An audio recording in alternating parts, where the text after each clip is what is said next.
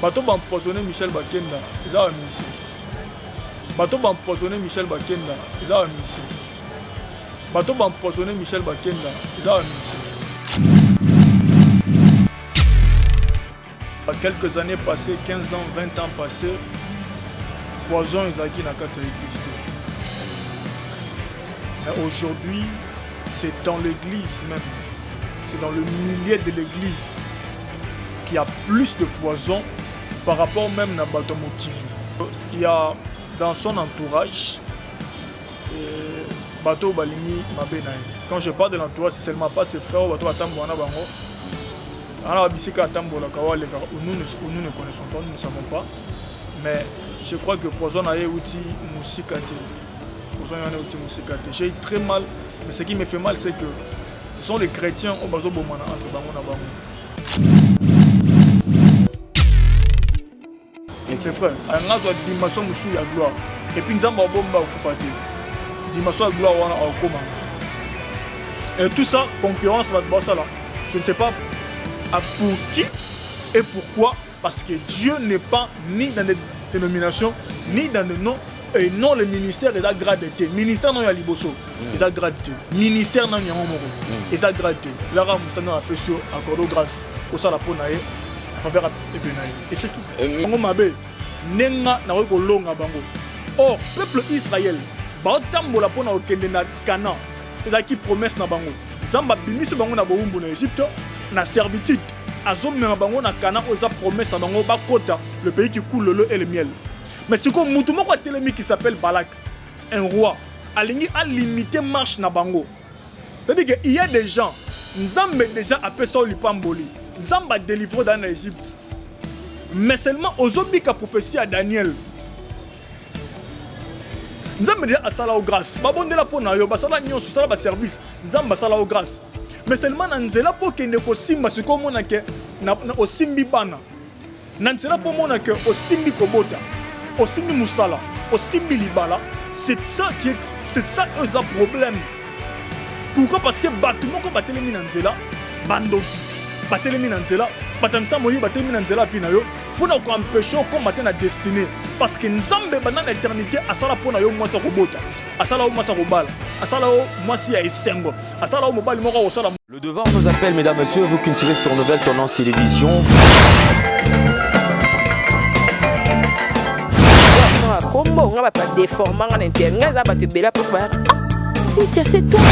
Avantage de la spiritualité, que la spiritualité est tant qu'ils allaient pouvoir absolu.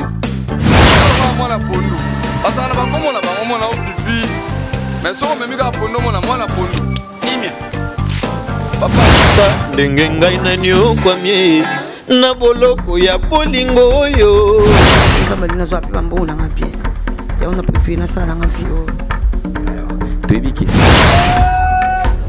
Accepte d'écouter cette bague que je place à ton doigt.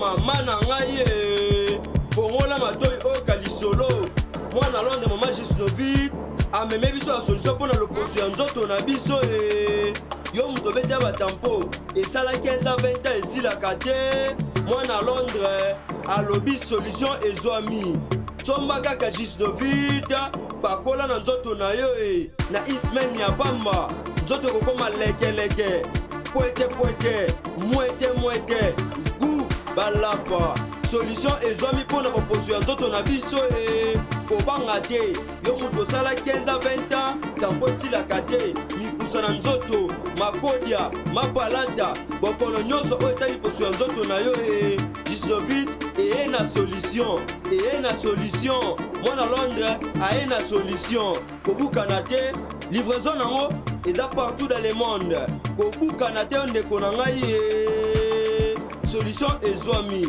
bona kozwa biso eza nango facile plus 44 74 24 025 437 na bandeli lisusu plus 44 74 24 025 437 balapa. Le devoir nous appelle, mesdames et messieurs, vous qui nous suivez sur Nouvelle Tendance Télévision, culture d'excellence au rendez-vous. Bienvenue à ce tout nouveau numéro de Vérité et Réalité. Certainement, partout où vous avez l'habitude de nous suivre, nous sommes très reconnaissants. En tout cas, infiniment merci. Continuez toujours à vous abonner sur Nouvelle Tendance Télévision, surtout que ça se fait gratuitement. Bonjour, bonsoir, tout dépend de l'ère à laquelle vous nous suivez. Merci aussi à toute l'équipe qui nous accompagne aujourd'hui. Comme d'habitude, Gédéon est présent. Jordan Panzo également est présent. Nous avons l'assistance de Gilles Ndombasi. Merci à tous nos partenaires. Nous avons comme sponsor officiel Yadjani Sita Ntungam Putubanga Mituri depuis Switzerland, un homme réglo, crédible. Pensons également à tous nos partenaires, J.L. Lukombo de Genève, Claudine Bossaou. Merci à Mami Mwandekela Mankolo. Merci à celle qu'on appelle véritablement femme d'affaires, Chouchou Natatila. Malolo Loris, la Congolaise, merci à elle. Nous penserons également à Bandekotu Oyo. Bazar en habitude, il y a Rolanda Bisso, P à couper sa Bisso. Confiance, en tout cas, de tout cœur. Merci beaucoup. Alors, comme vous le savez, mesdames et messieurs, nous allons toucher quelques points d'actualité en ce qui concerne l'église Corps du Christ. Déjà, nous avons notre invité sur ce plateau. Nous avons le plaisir de le revoir encore, puisque c'est vrai, ça fait un bon temps que tout le monde en a sous-souté. Prophète Henri, qui est déjà parmi nous. Prophète Henri, bonjour et bienvenue. Bonjour Papa Alain, merci. Santé bonne bateau mais au voyager, au kimi, to likamonini. Non, ça va. Sinon, Nzamba Zobomba Bisso, to kimite, to voyager penamite, Nzambe Azobomba Bisso. J'avais dit à Dieu qu'on ne va pas continuer à parler de la mort qui rôde chaque jour autour de nous. Si on continue à parler des dangers qui rôdent chaque jour autour de nous, apparemment c'est comme si le diable venait aux hommes. Mais seulement je dis à Dieu, il y a ça la nuit. Mais sinon je vais bien. Je peux dire que la grâce de Dieu est parmi nous. Merci beaucoup, prophète Henri. Alors nous allons toucher quelques points comme d'habitude. Prenons le tout premier point, c'est ce qui est arrivé à notre frère Michel Bakenda. Je crois que déjà, on nous a signalé que son état de santé ne permet pas. En tout cas, il a été empoisonné. Et les Lozali, information et Panzani, dans les réseaux sociaux Mobimba. Alors, en tant que serviteur de Dieu, quoi prendre d'abord le Kambaboué? De façon Moutabeli, on peut comprendre, mais peut-être que Kobela, dans le sens que Moutobaché lié poison, et ne me mis dans l'état ou comme Eliwana, tant que vous avez un message, et ça là qui est depuis la nuit d'abord. Dieu m'est témoin, je priais pour lui. Okay. Je priais pour le frère Michel Bakenda et que Nzambe a permettre que ma bémo boye comme elle a. Quelques années passées, 15 ans, 20 ans passés, poison Isaki n'a qu'à l'église. Mais aujourd'hui, c'est dans l'église même, c'est dans le milieu de l'église qu'il y a plus de poison par rapport même à Batomokili. Et ça, c'est un esprit d'égarement. La génération à selfie, où tout le monde, chacun se regarde lui-même. Chacun veut évoluer plus que les autres. Chacun veut aller plus que les autres. Moutalinga kende asakola koleka batunyoso, ayemba koleka batunyoso, asala koleka batunyoso. Et quand il y a des gens comme ça, malgré la situation, j'avais dit l'autre fois que ses frères s'est repenti et continuent à lui faire confiance. Malgré les défauts des hommes, malgré Nyonsoana, ça fait mal au cœur de savoir que c'est à l'église que Moutouloua Michel Bakenda a empoisonné. Moi je crois qu'il y a dans son entourage Bateau Balingi Mabenaï. Quand je parle de l'entourage, c'est seulement pas ses frères, Bateau Atamboana Bango. Alors, Bisika Atambola Kawa, nous ne connaissons pas, nous ne savons pas. Mais je crois que Poison a eu outil Moussikate. Poison a eu outil Moussikate. J'ai eu très mal, mais ce qui me fait mal, c'est que ce sont les chrétiens au Bazo Bomana entre Bango et Bango. Pourquoi? Parce que seulement Moutumo Balingi a Zoma gloire, Moutumo Bana gloire à Matamo Mouké. Et ça, les jalousies à Moutumo Sousou. Je ne sais pas pourquoi ceux qui nous ont tombé Moutou à niveau au comité. Parce que tu sais, il y a un temps que je commence à éviter à Kolobama suite à Il y a un retour rebelle à Bitumba auto connaître. Parce que bateau va empoisonner Michel Bakenda, ils ont un musicien. Ok. Ouais, ils ont un musicien. Les musiciens vont empoisonner Michel Bakenda. Michel Bakenda, ce qu'il a pris dans la prophétie à Pasteur Roland Dalo, il allait rester attaché à la personne, même ça qu'il a attaché naïe pour la destinée naïe. Il connaît. Pasteur Roland Dalo attend que les gens un musicien à Bissau Awa, à Bissau à attaché naïe. Mais des fois, sentiment na kata bateau on appelle ça là. Moi, sentiment, la gloire, ce que tu vois ça et là, ainsi de suite, sans te contrôler. Mais moi, je vous dis que bateau basali Michel Bakenda dans le Cambona, ils ont un musicien chrétien. Ils ont basali Michel Bakenda dans le Cambona. Mais Nzambe alo là, a épargné na yango. Pourquoi? C'est à cause d'une gloire. Frère, on a une dimension de la gloire. C'est frère, on a une dimension de la gloire. Et puis Nzambe a bomba au kufate. Dimension de gloire on a comment? On a bomba au kufate. Pourquoi? Parce que le monde, Élie dit à Élisée, moi j'ai la grâce, j'ai le mandat. Nzambe mon angaï parce que toi tu es mon serviteur. Mais sur le monde, j'ai la double portion de mon esprit. D'ailleurs, Élie a échappé plusieurs fois, même 3 fois. Mais loyauté à Élisée et ça dit que Azwa mandat wana ya Élie. Mais par une condition, c'est lorsque tu me verras monter.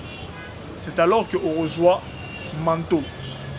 Lorsque tu me verras monter, c'est-à-dire qu'il faut accepter de voir les autres monter pour recevoir quelque chose. Même Nzela Batouana, même Nzela Batoumsou, le fait d'accepter seulement de voir les autres monter, aller plus loin. Qu'on dit mal pambola Moutoumsou, qu'on dit ma gloire à Moutoumsou. Et ça, la Genzamba pambola. Mais on a du mal à l'église d'aujourd'hui. Cet esprit d'égarement, cette haine, cette jalousie. De mon amour soit tombé ma cachi et puis si jalousie na batum susu c'est quel esprit. C'est pourquoi je dis il existe une différence entre la présence de Dieu et le règne de Dieu. Là où il y a la présence de Dieu, beaucoup de Satan.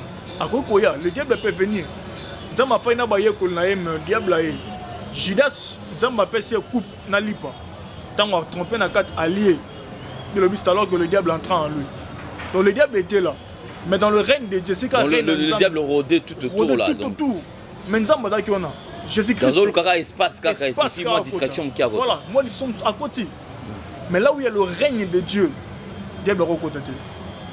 Diable a recotaté. Prophète Henri, donc je vous prends 1 minute. Alors, suivons d'abord cette prophétie où le révérend Roland Dalo qui est en train de prophétiser pour le frère Michel Bakenda. Il y a quand même un service juste après ça, imposition des mains. Alors on va analyser quand même juste après. Alors suivons ces images et on se retrouve tout juste après. Suivons.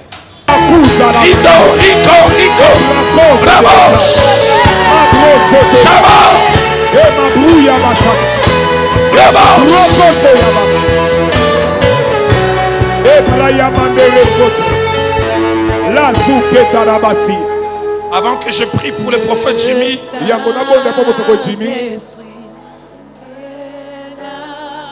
attendez un moment avant que je prie pour le prophète Jimmy. Je demande à Michel de venir, lève tes 2 mains. Non, Bengi Michel aya to mama boko mibale. Tout à l'heure, alors qu'on chantait, je vis que tu venais d'en bas et tu escaladais une montagne. Mais puis tu as atteint comme un plateau. Mais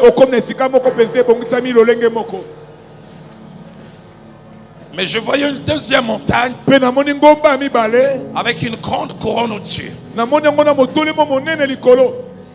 Et Dieu me dit, il vient de loin. Il est déjà quelque part. Mais je l'attends plus loin. Et j'ai entendu 3 choses. La première, dis-lui qu'il ne se contente pas de ce niveau où il est arrivé. La deuxième, je vis le chiffre 30. Et je vis comme l'aigle qui va se cacher, qui casse son bec, qui se déplume. Et je vis un nouveau bec sortir. plus pointu, plus dur. J'ai vu de nouvelles plumes sortir. Dieu me dit, tu as plusieurs engagements. Mais Dieu me dit, avant la fin de l'année, cherche 30 jours, sans prestation, sans invitation. Cherche Dieu et ça va te relancer à ce deuxième niveau. Dieu me dit, si tu ne le fais pas, tu feras du niveau où tu es le maximum. Alors qu'il t'attend plus loin. Plus loin. Plus loin. Je suis en train de voir. Je vois très clairement Madison Square Garden à New York. Et je vois Michel Bakenda Concert. Et je vois écrit à guichet fermé. Et je vois des blancs par centaines, par milliers venir. Dieu me dit dans cette nouvelle phase, il va élargir ton public. Mais la troisième chose, je vois un cordon ombilical te reliant avec Henri Papa. Je ne sais pas quelle est la relation que vous avez. Dieu me dit de te dire c'est l'ami de ta destinée. C'est lui qui l'a placé sur ta route. Un homme qui t'aime, qui te porte à cœur. L'un des rares qui te fait des remarques sans porter des gants. Dieu me dit, ne l'évite pas. Dieu me dit, entretiens la relation avec lui. Et j'entends une dernière chose. Fais-lui plaisir avant 3 mois. J'entends, offre-lui quelque chose. Peut-être que tu l'as déjà fait. Mais Dieu me dit avant 3 mois, fais-lui plaisir. Sa joie va casser un cadenas que je vois. Sa joie, quand il consommera cette chose avec joie, un cadenas va voler en éclats. Seigneur, merci pour ce patrimoine national. Cette fierté de l'évangile dans notre pays. Merci pour d'où il vient. Merci pour où il est. Mais surtout merci vers où tu l'amènes. Reçois cette nouvelle dimension et que plus rien ne soit comme avant dans ta vie. Laissez-les.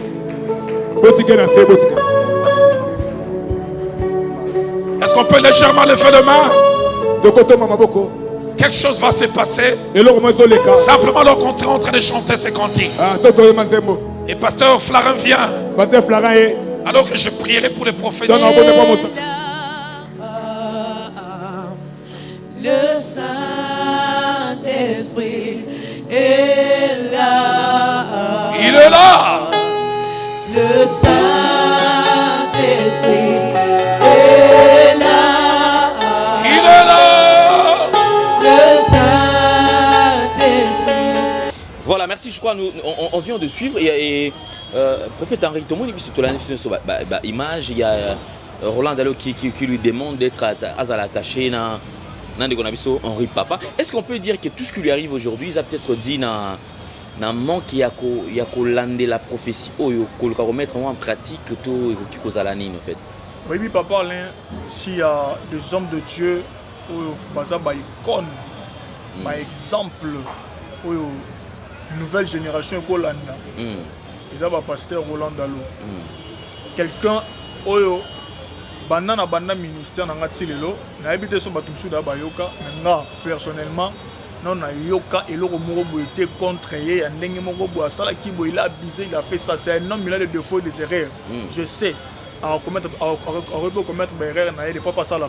Mais ça, c'est certain quand même le texte des fois de occultiste, parce que j'ai suivi quelques personnes, je ne sais pas en fait, qui si, dans quel sens, bon, en plus. Parce que le Saint-Esprit rend témoignage de lui-même. Mais si quelqu'un comme ça, comme Papa Roland Talo, prophétise sur ta vie, c'est pas un prophète, c'est un pasteur, il n'est pas un prophète. Mais si quelqu'un qui n'est pas un prophète reçoit la grâce, un signal, il reçoit un signal divin, fais attention. Je dis bien, si quelqu'un qui n'est pas un prophète, mais a vu Ngolu et pas en plein service, il reçoit un signal divin, faites attention. Parce que Dieu parle au travers de prophètes. Mais ce que les Cananzela, peut-être dans la prophétie, dans la prophète, faites attention. Il faut de la prophétie. Dans la prophétie, je trouve que Seigneur va recommander prière à 30 jours. Je me demande si le frère Michel Bakenda a fait ça. Pourquoi Dieu a recommandé cette prière de 30 jours? D'abord, Moni, montagne, à Liboso, à Matiam. C'est ce qui est devenu aujourd'hui. Nous tous, nous savons Michel Bakenda. Au début, il y avait ainsi de suite. Qu'est-ce qu'il était? Les lots montagne à Mati déjà, c'est vrai. Mais montagne a mis balai, c'est la couronne à gloire pour les Kawaza Siko. Et lorsque Dieu parle, on reconnaît un vrai prophète. Si tu veux reconnaître un vrai prophète, après sa prophétie, je dis à tous les enfants de Dieu dans le monde entier, si vous voulez reconnaître un vrai prophète, après sa prophétie, quelle est sa recommandation? Est-ce que Aebisho, est-ce que Aebisho, c'est quoi la recommandation? Les prophètes qui te recommandent autre chose que la prière, fais attention. Fais attention. Nzamba lobby, makampo eza déjà à prévenir makampo yokoya lobby, mais dans ça c'est nio. Alors sont même bitumba yokomela yo. Mais dans ça, pour l'on bitumba na o matana gloire o eza na couronne kolega oza sikoyo, zonga na 30 jours à prière. Je me demande si le frère a fait ça. Parce que Dieu ne ment pas, il n'est pas un homme pour mentir ni un fiston pour se repentir. Si peut-être que le frère a zonga qui n'a qu'à ta prière à 30 jours. Oui, bah tout le monde, lorsque la gloire vient, comme une occupation belée, et comme il est difficile, prenons l'exemple, papa parce que le 30 jours à prière. Pour ça, l'émission, tu vois que c'est difficile. Tu manges dans ça, tu vis dans ça, ainsi de suite. Donc, tu vois, la charge à reçoit, il y a ma famille, et 30 jours au Salam Sayate. Tu vois, c'est difficile. Mais il fallait à tout prix respecter la parole de Dieu. La parole de Dieu, parce qu'il y avait un. C'est qui attaché à danger, au Kima, dans le Samoa. Donc, avec la gloire, et puis, si avec ta musique, Ayemba, tu vas inviter ce Kamarote à qui n'est pas avant pendant 30 jours à Bondela. Donc, tu vois, c'est difficile pour quelqu'un, il y a un niveau naïe, parce qu'il vit dans ça, dans un contrat, Koyemba, caché, ainsi de suite. Peut-être que, suite à l'occupation, ça va qui est en côté. Nous sommes en négligence, on ne sait pas. Mais sinon, l'Éternel aurait dit que Biksa, que Sungai a échappé dans le danger. Moi, je crois qu'il a négligé la prophétie. C'est pourquoi Makambo disait qu'on a annoncé depuis l'année passée. Papa, la prophétie est à Makolo. Lorsqu'on prophétise sur toi, même par un prophète, même dans notre ceux qui n'engagent, la prophétie, du coup, au même moment qu'on prophétise, la prophétie s'attache à ta vie. Mais après, il faut le vie et qu'il y a au-delà. Et qu'il y a futur.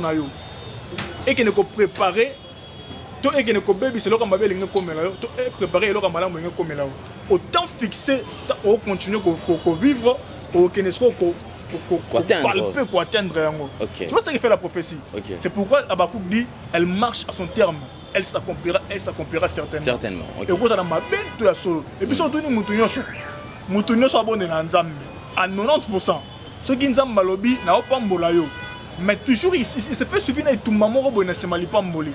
Et puis, ce qu'on remarque, et là, il bosse comme un mingi ne bosso. Et ça, bitumba au balobaki.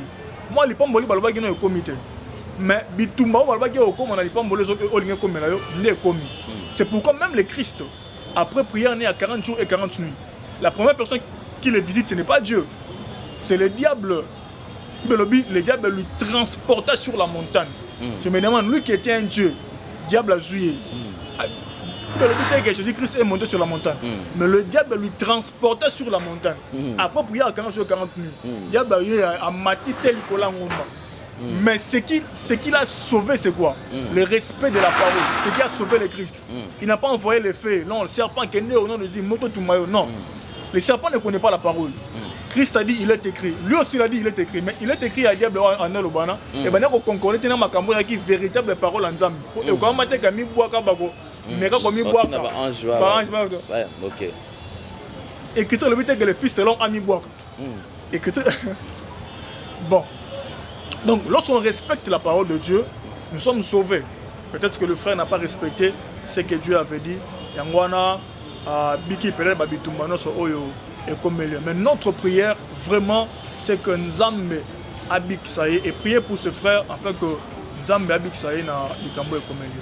Merci beaucoup, prophète Henri. C'est ça notre souhait d'ailleurs, que le frère puisse bien se rétablir et puis qu'il puisse reprendre aussi avec ses activités comme il est au service du Seigneur. Alors c'est ça notre souhait. Azala Malam Malamou.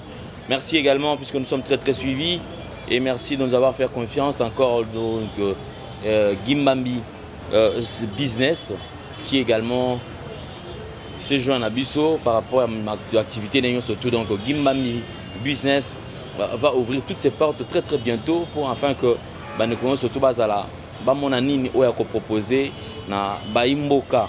Alors Lélo, en parlant du poison dans l'église, en fait ça va au-delà en fait, parce que à l'église, on sous-entend dans une cité de refuge, là où Dieu règne, là où Dieu est présent, là où on va dans la présence de Dieu, où on sous-entend que là il n'y a pas de chagrin, là c'est le calme, puisqu'il y a un climat de paix qui règne. Mais du coup, quelqu'un qui va à l'église tombe dans une histoire de poison, tombe dans une trahison, tombe dans une déception, tout ça. En fait, aujourd'hui, on a une nakati à l'église. Ni monta qui écoute un mabakunyo sotoa. Papa Alain, lorsque la base n'est pas fondée sur le fondement des apôtres et des prophètes, le Saint-Esprit est absent. Vous savez ce qui faisait la force de l'église? Bagi n'a pas point banoyo kanate par rapport à la doctrine. Bagi n'a pas point banoyo kanate. Apôtre Paul dit autre chose, Pierre dit autre chose. Bayo kanibou. Le roi tozo kanate na point haut. Bao ba keneboe, mais nous sommes pour avancement, évolution, il y a royaume Yanzambi. Bakabonité na ba empoisonnement, bakabonité na ba tiraillement, bayokani dans la doctrine, dans les seigneurs. Dans les seigneurs, je dis. Mais aujourd'hui, si on a des différends par rapport à la doctrine, solution la bise za tobo maï, bâtir les poisons. Nous voulons voir sa fin. Je me demande aujourd'hui, qu'est-ce qu'un homme gagne? Ce qui abomi Moutou. Et plus loin, un homme n'a pas son papa, Moutou a tenu Michel Baken dans la poison, il est un musicien. Oh. Il est un musicien. Donc, le roi prochainement, même quand il y a Moutou, il y a théâtre au Koufaoud. Moi, j'ai été révélé même à Moutou à Tchalagé poison. Il y a deux. Mais seulement,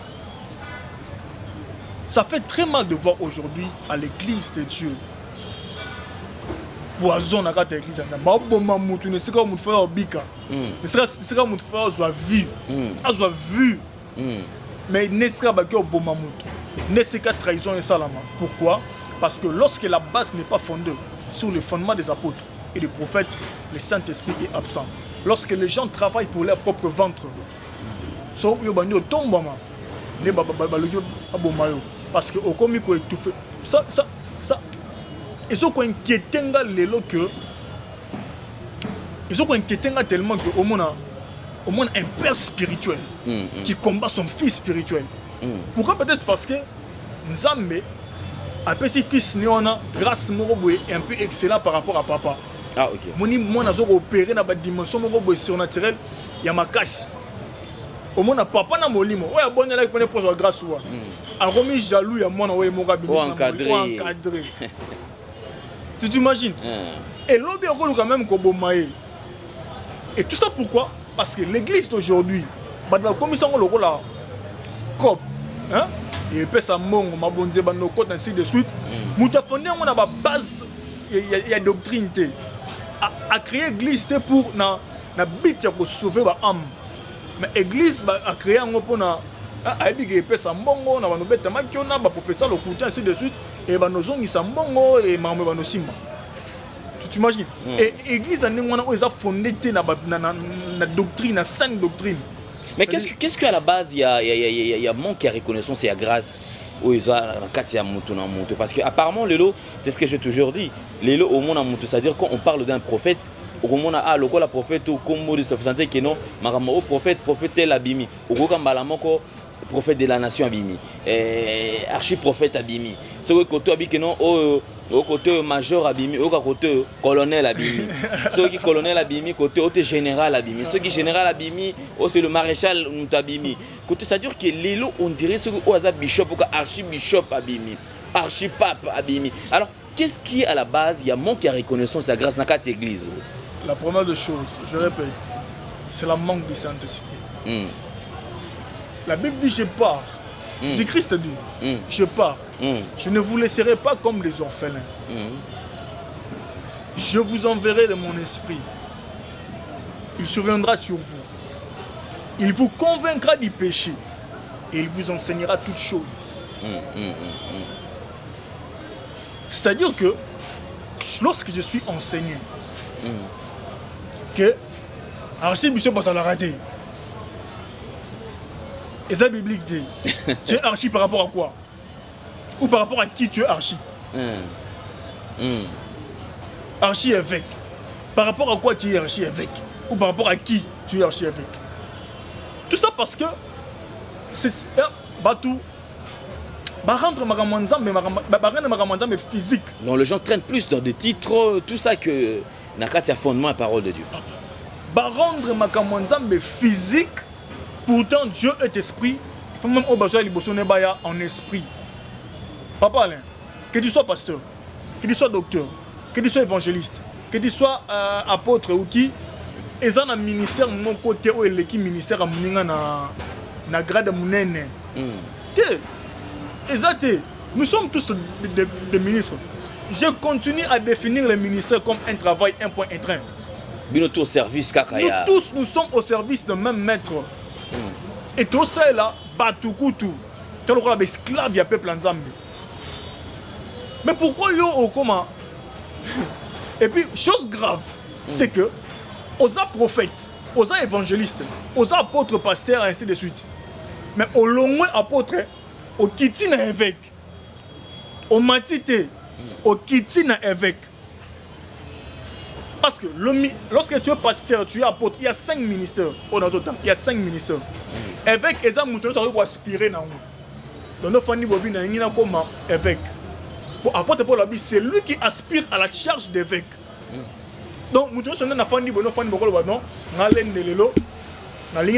évêque. Mais après, sur procédure, il y a comme évêque.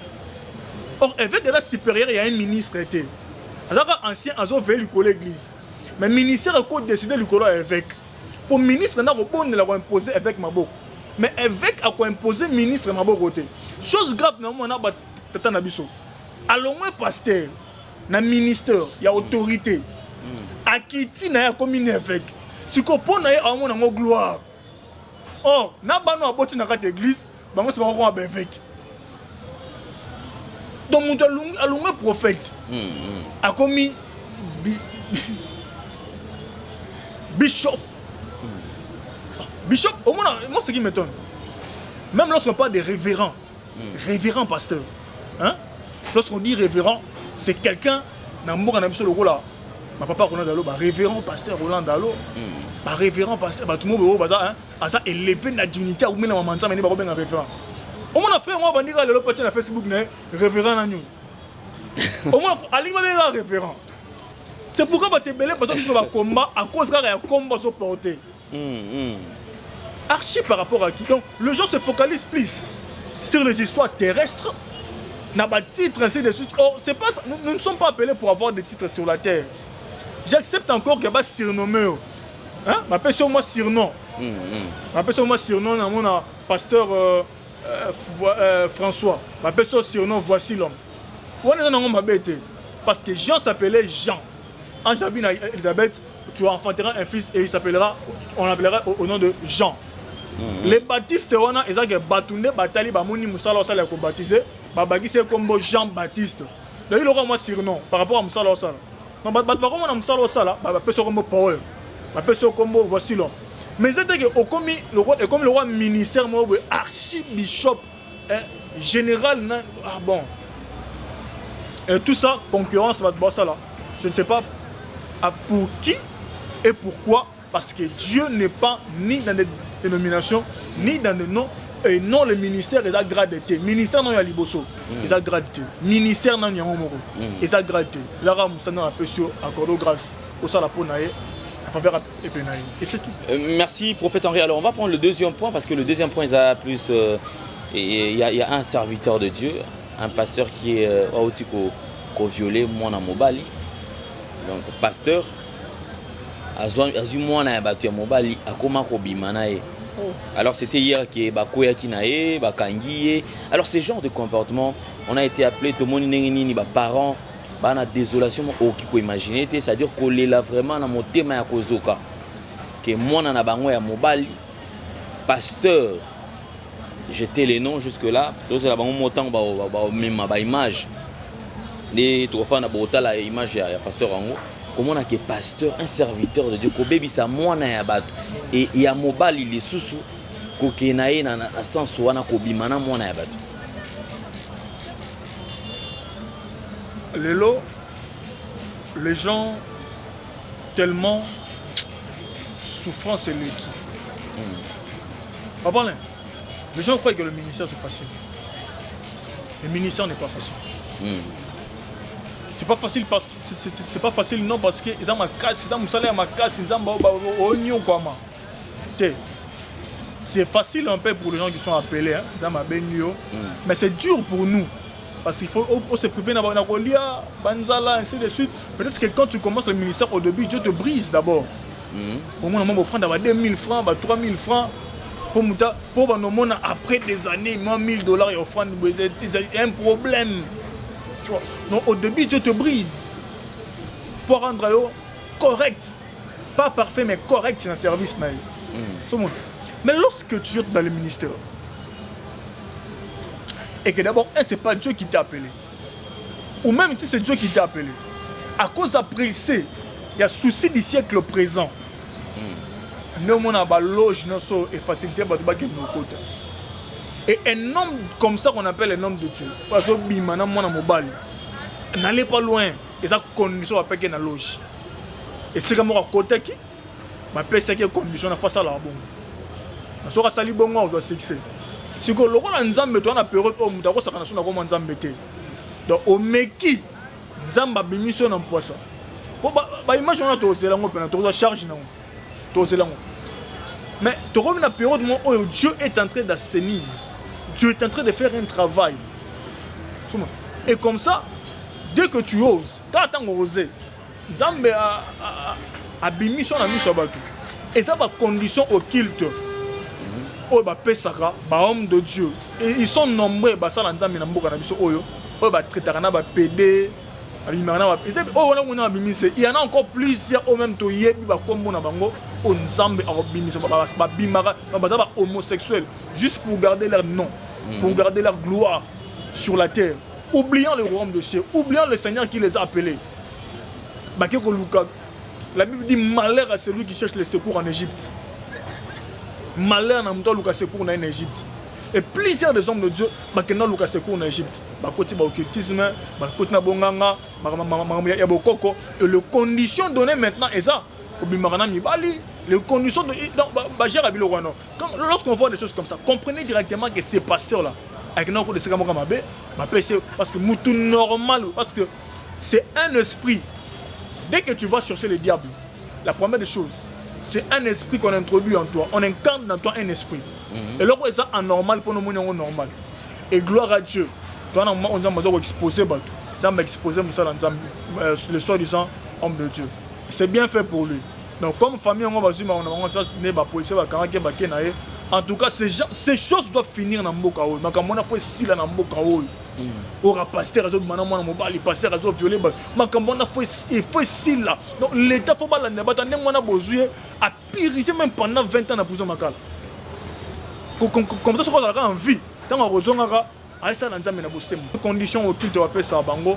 Et je prie que ceux qui ne connaissent pas les pasteur consciemment, il doit vraiment se repentir que ce soit dans la prière, mais ceux qui ont un envoûtement au pasteur, parce que là, tant qu'on continue à rambouana, personne n'a pouvoir de domination.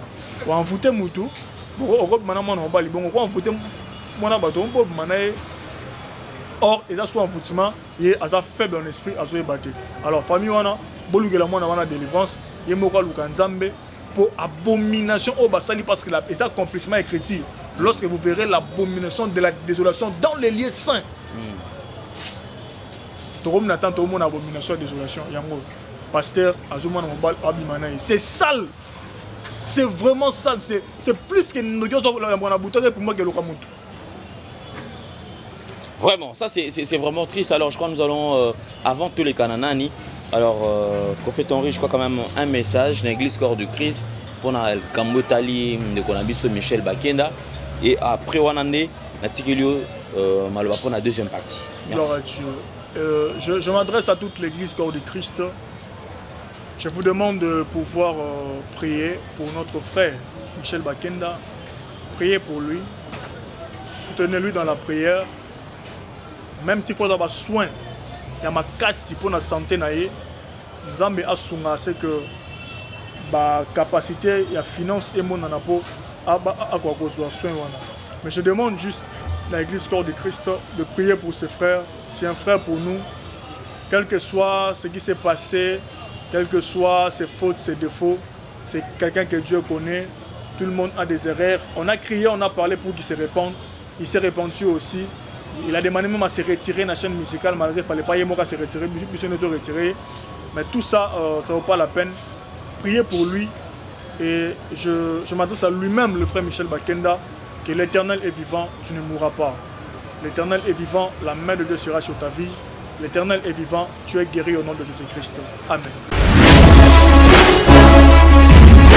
Bishima, peuple congolais Azabeni, na ministère ya prophète Ézéchiel, l'homme de Bishima. Bana Poto, Bana France, Bana États-Unis, Bana Amérique, Bana Congo Kinshasa, Bana Congo Brazzaville. Voici le prophète de Dieu, Ézéchiel Matitika, l'homme de Bishima. Benga yaya, benga papa, oza malade, obala kate, obota kate, ovanda na poto, otambola kate makolo passe, bakanga yo na diabète, na sida, insuffisance rénale, cancer de foie, cancer de poumon, cancer de matrice, gonflement, impuissance sexuelle, omela bakis.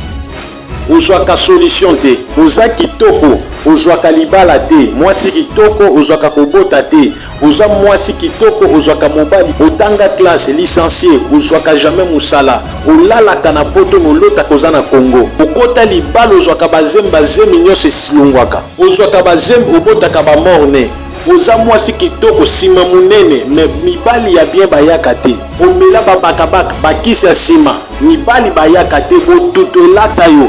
Luka, le prophète Ézéchiel, l'homme de Bishima, na 081 61 96 772. Na lobi 00243 81 61 96 772. Benga asako la pona yo ayebisa yo oyo nini ekangami na vie na yo po bongate. Bishima, que le Seigneur Jésus-Christ vous bénisse.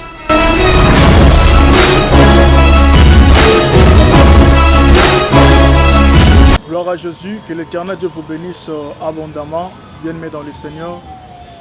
Je bénis Dieu pour votre vie, de partout Bozolandabicho dans le monde entier, et que la grâce de notre Dieu et à la partage Nabino. Je suis votre prophète, le prophète Henri. Ça fait quelque temps que communiquer Nabinoté suite à beaucoup de réalités que nous traversons, des combats, de menaces mais la grâce de Dieu parmi nous, la faveur de Dieu parmi nous. Mais cela ne nous dit pas d'arrêter de vous enseigner. Tu vas continuer à concerner parce que le peuple en Zambie, on a posé ça, il y a les pamboli. Nalingi n'a parlé au Lelo sur la limitation démoniaque au diable à Tchakanakacha via moto. Il existe une limitation au diable à imposer Kalikola via moto. Lorsque je parle de limitation, dans un esprit na yo bache mire, na esprit na yo bache chaîne, na esprit na yo bache obstacle moko, na esprit na yo bache maloba, ou ezo pekiso okoma au-delà te, ou ezo pekiso o simba te, makambo eza promesse to lipamboli en Nzambe. Ba limité po osala na jar ya bat oyo, ba saluer ka promesse na bango de loin. Mais je suis venu te parler afin que na ngolu na Nzambe, ngana yo to bonde la Nzambe, to bimana kata limitation o ba limiter vie na yo. Il y a des limitations de mariage et que yo ko zo mariage o ko se pelisa ote. Non ba limito à ce que na mariage ozo vivre, au vivre deux au sala une semaine, il y a 5 mois, 3 semaines. Il y a choléra, il y a tourment, il y a persécution. Bah limiter on est par mois au limiter une dimension ton nombre en bon au boité. Donc yo baloba ko faut souka na ba 200 €, $200, 500 souka wana. Ato saline ce moyen au évoluer exacté. Pourquoi? Parce que bah limiter au travers des paroles, parce qu'il y a des limitations par des paroles, il y a des limitations par des actes, il y a des limitations par des cérémonies. Oh des fois bah sali cérémonie mo na monili mais est limité via famille mobimba. Mutako bala te mutako sala totali ba vie bana basi ba la raté otali bana mibali misali zati mais ba koli baza ko évoluer vie na bango ezo ko raté ko prospérer sur la terre bazo quoi na prophétie à Jérémie chapitre 22 verset 29 qui le dit nul de ses descendants ne réussira à s'asseoir sur le trône de David. C'est-à-dire ba bimisi maloba que mutu mon côté a descendance ou ko réussir ko s'asseoir na trône a réussir ko bala a réussir ko sala donc ba limiter bino par des paroles. Notanga, Nombre chapitre 22, au verset 5 à 6. Nombre chapitre 22, le verset 5 à 6. La Bible dit: il envoya de messagers auprès de Balaam, fils de Béor, à Pétor, sur le fleuve, dans le pays des fils de son peuple, afin de l'appeler et de lui dire: voici un peuple est sorti d'Égypte, il couvre la surface de la terre et il habite vis-à-vis de moi. Viens, je te prie, maudis-moi ce peuple, car il est plus puissant que moi. Peut-être ainsi pourrais-je le battre et les chasserai-je du pays. Car je sais que celui que tu bénis est béni, et celui que tu maudis est béni et est maudit. Nombre chapitre 22, versets 5 à 6. Bien-aimés dans le Seigneur, il y a des gens dans sa mabele, où ils vivent na bango et ça limité. Ba limité bango, ba ko si mambongote. Ba limité a ko sa musalate. Ba limité à cause de banate, ba limiter même nombre bana ko bota. Donc bando bota mona moko zem e suka okumba zo limiter o kangama o suka wana.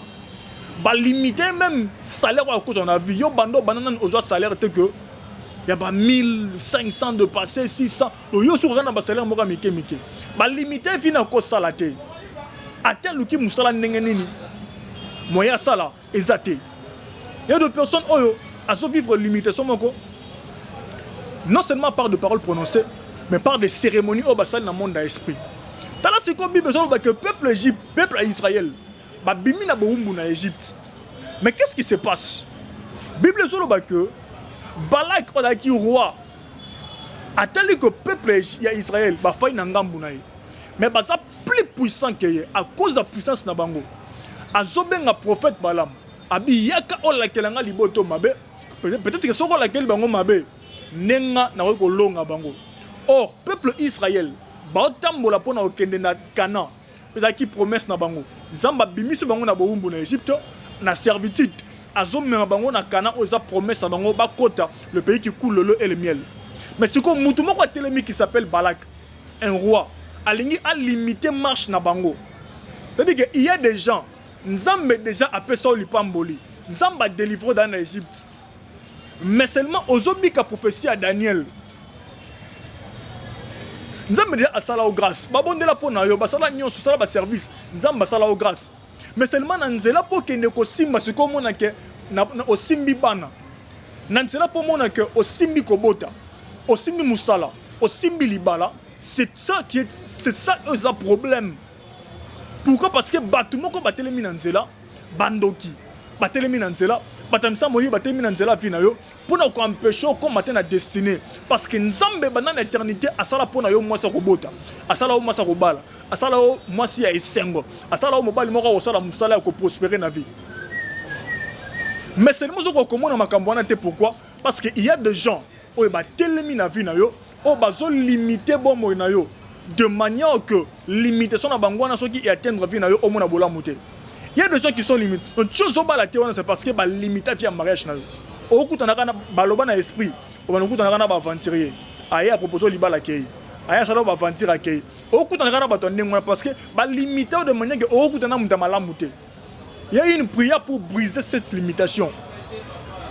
Il y a une limitation, non, même il y a un salaire au cours. Donc, il y a un salaire de 1000 euros, 1000 $. Il y a un 200, 300, 400. Donc, au cours, il n'y a même pas 500. À cause de la limitation démoniaque, on va limiter le gola final. Et na mutu musu yo robota te pourquoi parce que ba limiter même nombre de bana. Et na mutu musu benyo papa bana na bota mwana moko. Non concevoir souté. Oui parce que en esprit, au so vivre prophétie à Balak. Donc il y a un Balak na chemin na yo, où yo faut longola parce que yo za puissant que ye. Yo wana ngolo nzambe, wana promesse na na carte na yo, on est sali puissance na yo. Mais il y a quelqu'un za Balak pour na vie na yo. Azo limiter au nombre même ya bana ko bota. Azo limité même nombre il y a jour il y a esengo na yo. C'est pourquoi comme on a battu mususu bana ba calendrier malheur na ba vie na bango. Calendrier malheur ezani na monde d'esprit. Même si on a muta kufi lelo, oya kufi kuna lobby, oya kuna asala accident, oya kuna salibo. Tout ça parce que na monde d'esprit il existe des calendriers malheur. Ba ko encercler jour tel na heure tel na mois tel mutu boya okufa. Jour tel na heure tel na mois mutu boya okufa. Donc au moins que liwo oya simbi oya liwo simbi oya jour tel na mois tel libala no ebeba. Au moins que makambo bani ko beba tina jour wana e baby. Pourquoi? Parce qu'en esprit il y a des gens qui vivent sous la calendrier de malheur.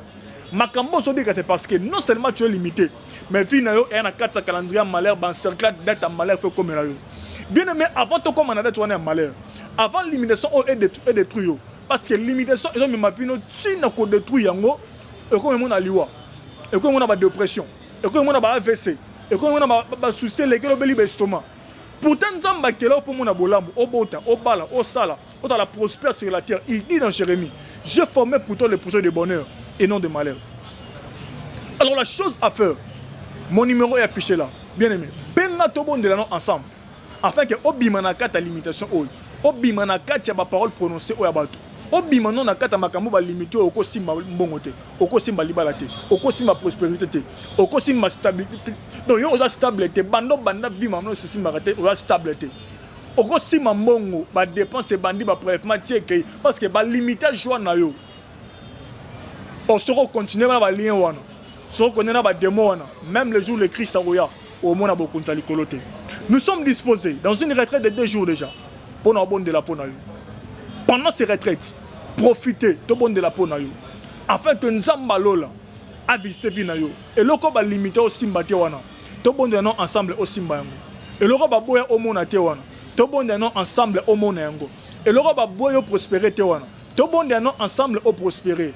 Afin que Nzamba Lola a salo grâce. Bien-aimé dans le Seigneur. Année oy ezoki na aussi là. Déjà année au début année né mois bien janvier février tout le monde qui est mars c'est-à-dire que tout que vers la fin bah moi peut zo poussana moi ya okumba zemi yango po bota na 2020 na décembre moi ya kobala yango po kumba zemi moi yango moi oyo eza moi oyo faut simba lipamboli parce que le chiffre 2 est la chiffre alliance tout bon de ensemble mon numéro est affiché là-dessus je suis disponible pour vous aider afin que la grâce et la faveur de Dieu et dans la partage nabino Zambalola apambola bino et que la grâce de Dieu soit votre partage. Numéro nangé zawana bien aimé benga. Nous sommes dans 2 jours de prière. Il y a jeune na retraite autobonne de ensemble na ba intercesseur pour na ba vie abatuno soyo ba zoluka lobo kwa nzambe ba zo représenter ba vie na bango liboso nzambe bato ba osala ba alliance na nzambe bato ba zoluka que bitumba ne sila na lobaka chaque jour bitumbe silaka oko vivre chaque jour na vie ka bitumba silaka. Lorsque tu traites des alliances dans Nzambe, tu me silaka. Tu me continues ko tombama, mais bana ko simba ote. Comment les bitumba to bikalelo? Ou abenyo na ko bomayo. Mais pourquoi c'est parce que nous avons des alliances avec l'Éternel. Bien-aimé dans le Seigneur, Nzambalola apambola biso, numéro nangé zawana, Nous sommes dans 2 jours de prière de retraite. Benanga na kata retraite. Tout bon nous ensemble. C'est un sacrifice. Tout bon nous ensemble. Aux ti kota qui a miracle. Nazo défier toutes sortes de maladies. Oui, mais nous avons na mbokani. Azobela. Toutes sortes de maladies. Sida, cancer, myome. Ceux qui ma est la maladie ndenge nabi. Toutes sortes de maladies dans le monde entier. Oui, mais nous avons bela. Vous avez un numéro dans Bobenga. On a photo, on a bon même pour la photo, afin que nous ayons la grâce. On a défié maladie à Mokili Mobe.